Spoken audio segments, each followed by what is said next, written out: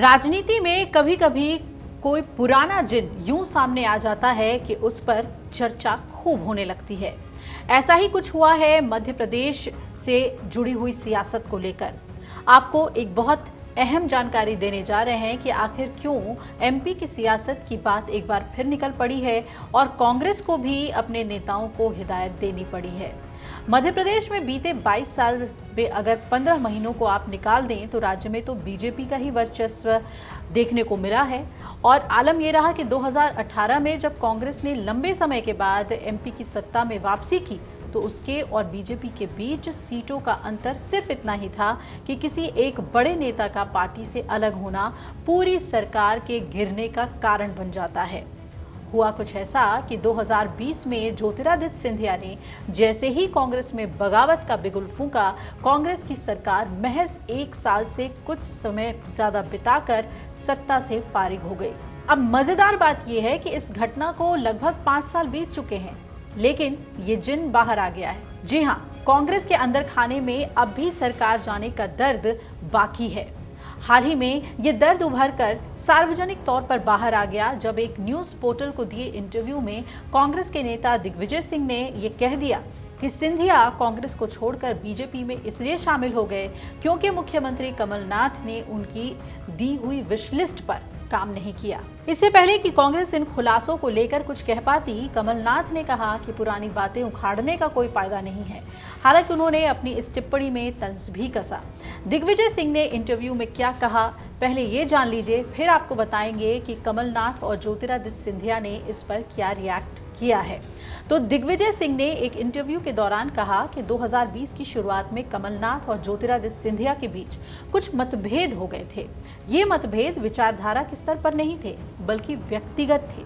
ऐसे में उन्होंने इसे सुलझाने के लिए एक बहुत ही प्रमुख उद्योगपति के घर पर बैठक तय की ताकि कांग्रेस सरकार पर खतरा पैदा ना हो। दिग्विजय ने दावा किया है कि उन्होंने और सिंधिया ने बैठक में कमलनाथ को एक साझा विश लिस्ट दी थी जिसमें ग्वालियर चंबल क्षेत्र के कुछ अटके हुए कामों का जिक्र था और इस पर जल्द सरकार की तरफ से काम होने की उम्मीद थी। दिग्विजय ने यह भी आरोप लगाने के अंदाज में कहा कि इस लिस्ट पर उन्होंने दस्तखत भी किए थे। इसके बावजूद विश लिस्ट में दिए गए मुद्दों को सुलझाया नहीं गया और ये कहा कि अगर ग्वालियर चंबल से जुड़ी मांगे मानी जाती तो शायद सरकार गिरने की नौबत नहीं आती। दिग्विजय सिंह ने कह दिया कि प्रचारित किया गया कि उनकी और सिंधिया की लड़ाई में सरकार गिरी, जबकि हकीकत ये नहीं है। उन्होंने पहले ही चेतावनी दी थी कि स्थिति गंभीर हो सकती है। उन्होंने कहा कि ये मेरा दुर्भाग्य है कि मुझ पर हमेशा वही आरोप लगाए जाते हैं जिनका मैं दोषी नहीं होता हूं।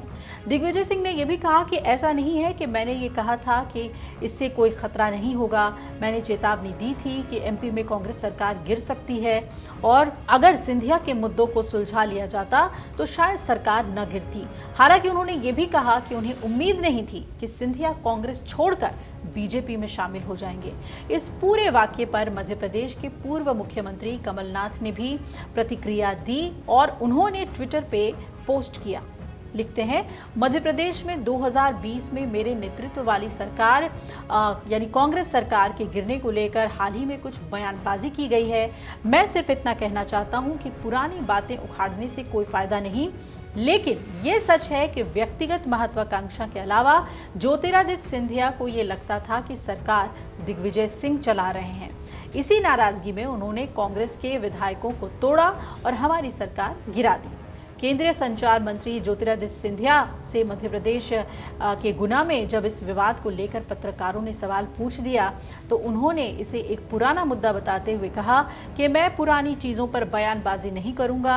कांग्रेस ने दिग्विजय वर्सेस कमलनाथ पर क्या टिप्पणी की है, क्या रिएक्शन आया है, तो आपको बता दें कि अपने 2 कद्दावर नेताओं के विवाद को कांग्रेस के प्रदेशाध्यक्ष जीतू पटवारी ने तवज्जो नहीं दी और कहा कि दोनों ही नेताओं के बीच एक दूसरे के प्रति एक प्रेम की भावना है और उनकी अपनी केमिस्ट्री है।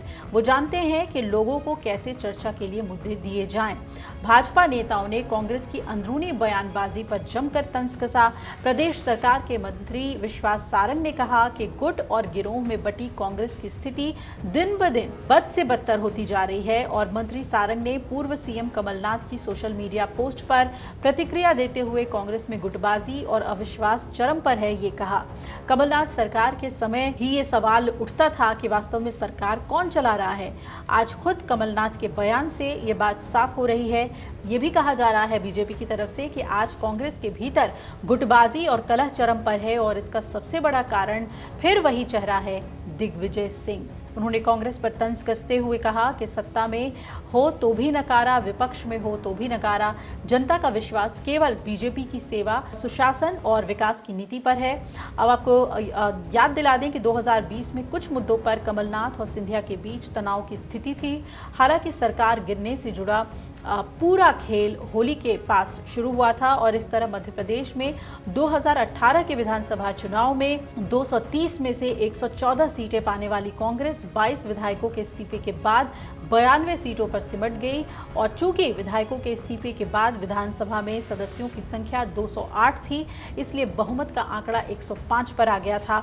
इस लिहाज से 107 सीट वाली बीजेपी सदन की सबसे बड़ी पार्टी बनने के साथ बहुमत में आई और इस तरह कांग्रेस से सिंधिया की बगावत की बदौलत महज 15 दिनों बाद बीजेपी ही सत्ता में वापस आ गई। लेकिन अहम यह है कि दिग्विजय सिंह के एक इंटरव्यू में दिए गए बातों पर बयानबाजियों का दौर शुरू हो गया है और देखना है कि कांग्रेस इसे किस तरीके से लेती है और अपने इन सीनियर नेताओं की जो लड़ाई है उस पर ब्रेक लगा पाती है या नहीं।